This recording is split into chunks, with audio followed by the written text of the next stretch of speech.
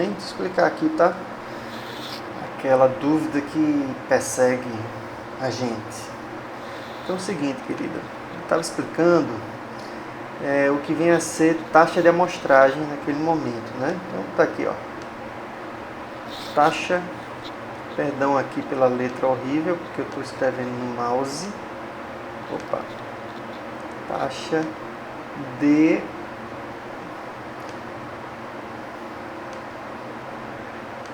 amostragem. Poxa, melhor isso aqui, né? Perdão, ó. Bobagem. Então estava usando aqui, ó, taxa de amostragem. Tá certo? Vamos deixar aqui. E pela regra do teorema de Nyquist, o que é que ele fala lá? Ele fala que a taxa de amostragem precisa ser pelo menos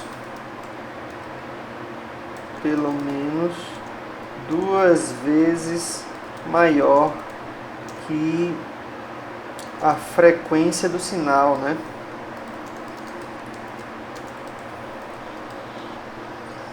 Frequência do sinal sonoro, vamos colocar aqui sonoro, tá bom? Então, para poder representar o sinal sonoro, a taxa de amostragem dele tem que ser pelo menos 2 vezes maior que a frequência do sinal. Então, mas vamos ver aqui o que é a amostragem primeiro, né? Então, vamos fazer aqui, ó. Vamos supor que aqui, ó, está o eixo horizontal, que é do tempo, tá bom? Esse aqui é o eixo do tempo. E aqui tem um limite superior, embaixo um limite inferior. E o que é que esse eixo do tempo nos mostra? Vamos dizer assim, são as oscilações da membrana do alto-falante, tá certo? Então aqui vai ter um momento que a membrana do alto-falante, ao longo do tempo, tá nesse ponto. Aí vai ter um outro momento em que ela vai descendo. Vamos pensar no sinal senoidal, que a membrana do alto-falante está fazendo esse movimento aqui, ó, ao longo do tempo, tá certo? Para gerar o som. Porque o som nada mais é do que essa oscilação do movimento da membrana no alto-falante. Então ele tem uma amplitude máxima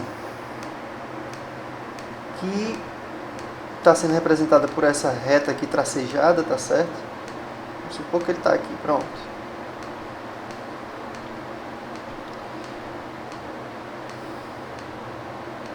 Não estou fazendo sem régua, tá? Desconsidera aí esses pequenos erros. E tem uma amplitude mínima aqui,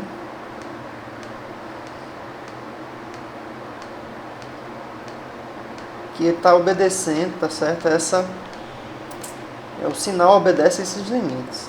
Se o sinal passa desses limites, ou seja, se há uma indicação para a membrana do alto-falante ir além dos limites, aí vai haver a distorção, porque a membrana do alto-falante não pode ir além do limite dela, né?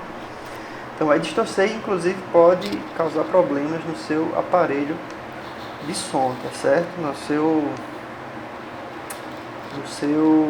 fone de ouvido, na sua caixa de som.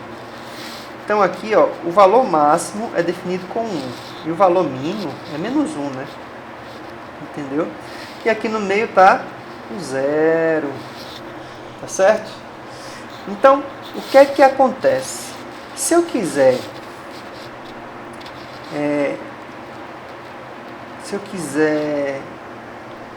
gerar esse sinal digitalmente, eu tenho que fazer ele com uma série de amostras, tá certo? Então vou definir aqui no eixo do tempo alguns instantes em que vai colher as amostras. Então aqui tem esse instante, eu colho a primeira amostra, certo? Vou botar aqui de outra cor. Nesse instante aqui, isso aqui é amplitude, tá certo? É amplitude do sinal, a altura do sinal. E aqui são os instantes em que estou colhendo as amostras. Essa taxa de amostragem tem que ter largura definida.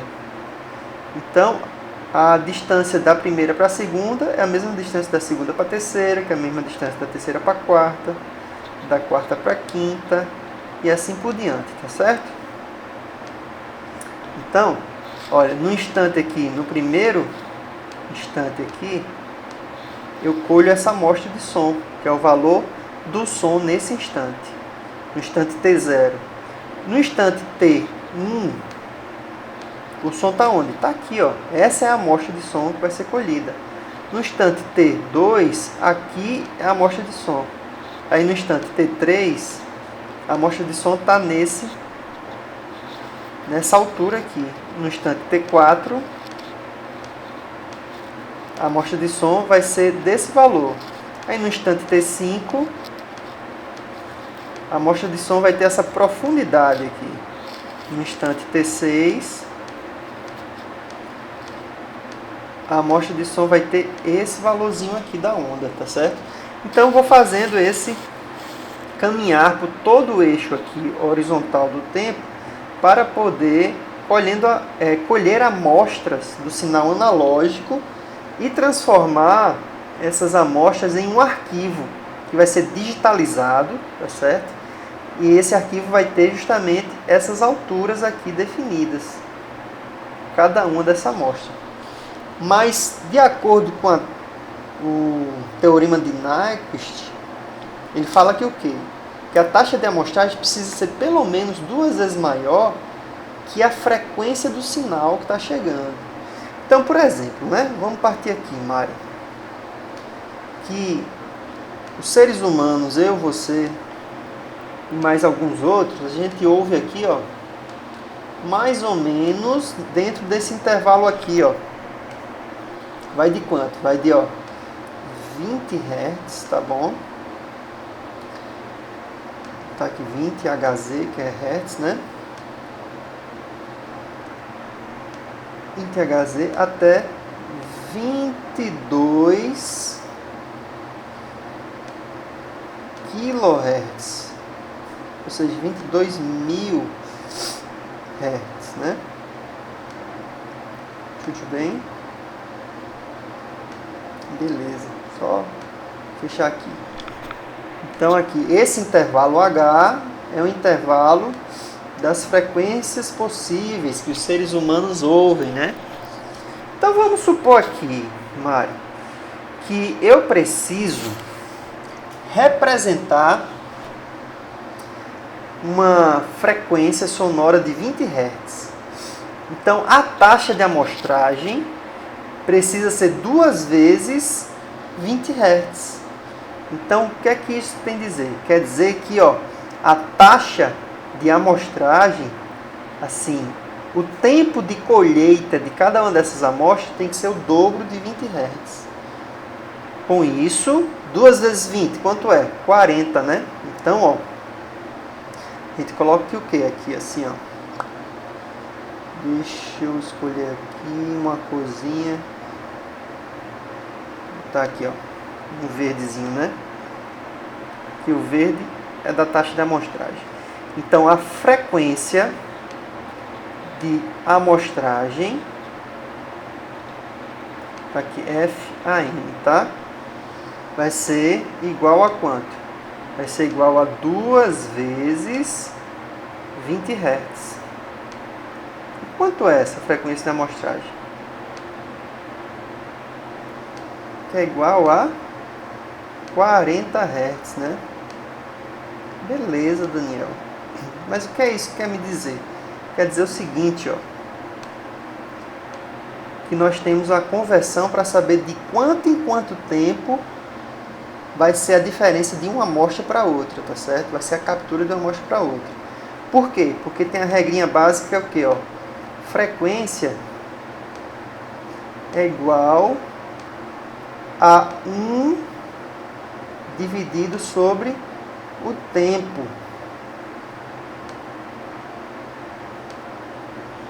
Tá certo? Então, para eu saber o tempo de diferença de uma para outra, como eu falei para você, que o tempo da primeira amostra para a segunda tem que ser igual ao tempo da segunda para a terceira, da terceira para a quarta, da quarta para a quinta, é um tempo fixo. Então, o tempo entre essas amostras é assim que a gente define, ó. De acordo com a matemática, né? Joga o T para cá, joga o F para baixo, vai ser assim, ó. O tempo que a gente precisa vai ser igual a esse aqui. Então, como nós estamos tratando de frequência de amostragem, nós temos o quê? O tempo entre as amostras. Então, o tempo entre as amostras, ou seja, T entre cada uma das amostras, vai ser o quê? Vai ser 1 sobre a frequência de amostragem.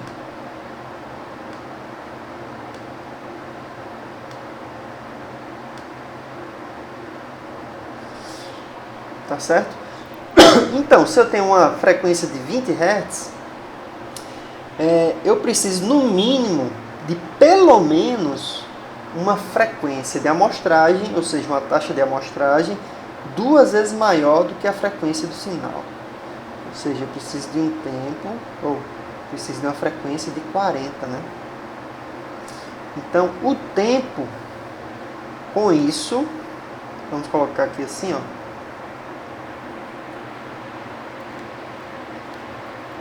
Com isso, o que é que eu tenho? Eu tenho que o tempo de amostragem, no caso de 20 Hz, tá bom? Será o quê? Será 1 dividido por 40. Daí vem aquele 1 dividido por 40, tá bom? Sai daí. Aqui, ó. 1 dividido por 40. Tá certo? Que será... Deixa eu apagar aqui. Será o quê? Vamos ver aqui, ó. 1 dividido por 40. 0,025. Então, nós temos que o tempo da amostragem para conseguirmos capturar um sinal de 20 Hz com fidelidade tem que ser de pelo menos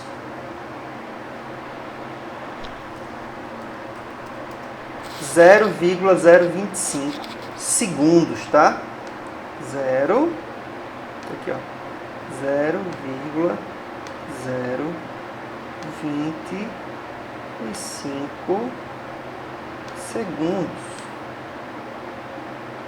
tá bom? O Hertz é 1 por segundo, né? Então aqui a gente trabalha por segundo, tá certo? Então é 40 Hz, quer dizer 40 ciclos por segundo. É isso que quer dizer Hertz, tá? Ciclos por segundo. Então, o tempo de amostragem para um sinal de 20 Hz é de 0,025. Para a gente poder, né, escrever digitalmente um sinal de 20 Hz com fidelidade, ou seja, sem perdas, tá bom? Para poder reconstruir esse sinal. Então, o tempo aqui dessa amostra T0 para T1 é de 0,025 segundos, ou seja, peguei a primeira amostra, aí espero mais 0,025 segundos para pegar a segunda amostra, mais 0,025 segundos para pegar a terceira amostra, e assim vai, tá? Mas isso, Mari, isso aqui é só para um sinal de 20 Hz, tá bom? Então tem que ser pelo menos 2 vezes o tamanho do sinal, da frequência do sinal. Agora pense comigo, se eu quiser, por exemplo, um sinal de 30 Hz. Se o sinal de 30 Hz, eu preciso de uma taxa de amostragem pelo menos 2 vezes maior do que 30 Hz. Então teria que ser no mínimo 60 Hz, tá bom? Então a frequência de amostragem agora é 60 Hz. E o tempo de amostragem, ou seja, o tempo de uma amostra para outra? A gente faz aqui, ó. 1 dividido por 60. Então vai ser 0,016 segundos, mais ou menos, né? Então o tempo de uma amostra para outra, para 30 Hz, se o sinal for 30 Hz, é 0,016 para a primeira até a segunda. Quando dá 0,016, opa, a segunda pega. Aí 0,016 segundos depois vem aqui a terceira. E assim vai, entendeu? E aí eu venho uma pergunta nesse contexto. Com uma taxa de amostragem de 60 Hz, vamos aqui, frequência de amostragem sendo de 60 Hz, eu consigo representar sinais de 20 Hz? Sim ou não? Sim, né? Porque para eu conseguir exibir um sinal com fidelidade sem perda, eu preciso de, no mínimo, 2 vezes maior. Se eu tenho um sinal de 40 Hz, se eu tenho um sinal de 20 Hz, 60 Hz como taxa de amostragem não é pelo menos 2 vezes maior? É. 60 Hz dá e sobra, né? Porque eu só preciso de 40 Hz para representar 20 Hz. Eu não preciso de 60 Hz. Eu preciso de 60 Hz para representar, o mínimo para representar sinal de 30 Hz. Entendeu? Então, para representar sinal de 20 Hz com a taxa de amostragem de 60 Hz, fica tranquilo. 60 Hz consegue representar 20 Hz, 21, 22, 23, 24, 25, 26, 27, 28, 29, 30. A partir de 31 ele já vai começar a haver perdas. Tá bom? Então, é por isso que a taxa de amostragem para os seres humanos está aqui, ó, frequência de amostragem para sinais sonoros que os seres humanos conseguem perceber, tem que ser no mínimo o quê? O dobro da última frequência audível desse intervalo, né? Para eu conseguir representar todas as frequências deste intervalo, eu tenho que conseguir representar desde a primeira até a última. Então a última é quem? 22 kHz. 22 vezes 2 é o quê? 44.000, né? 22 fica 44 kHz, tá bom? Então,